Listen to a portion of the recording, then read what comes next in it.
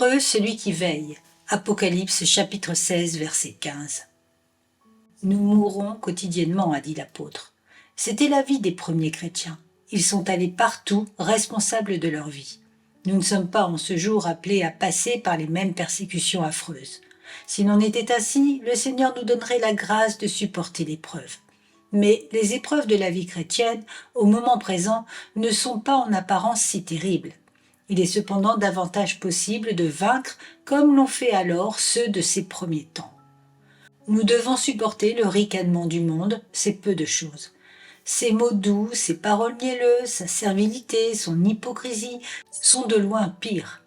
Le danger que nous courons est de croître dans les richesses et de devenir fiers, de peur que nous faiblissions nous-mêmes devant la mode de ce présent monde mauvais, et perdre ainsi notre foi. Ou si les richesses ne sont pas une épreuve, le souci du monde est vraiment malfaisant.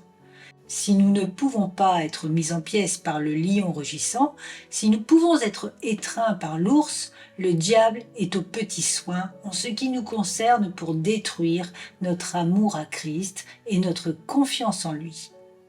Je crains que l'Église chrétienne ne soit plus proche de perdre son intégrité dans ces jours aisés et soyeux que dans ce temps plus difficile.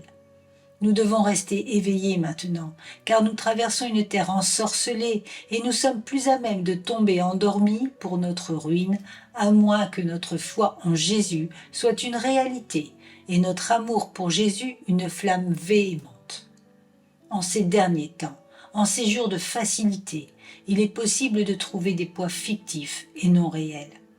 Ils sont hypocrites avec leurs beaux masques sur leur visage, mais il n'en est pas ainsi pour les véritables enfants nés de nouveau du Dieu vivant. Chrétien, ne songe pas que ces temps te dispensent d'être vigilant ou d'avoir l'ardeur sacrée.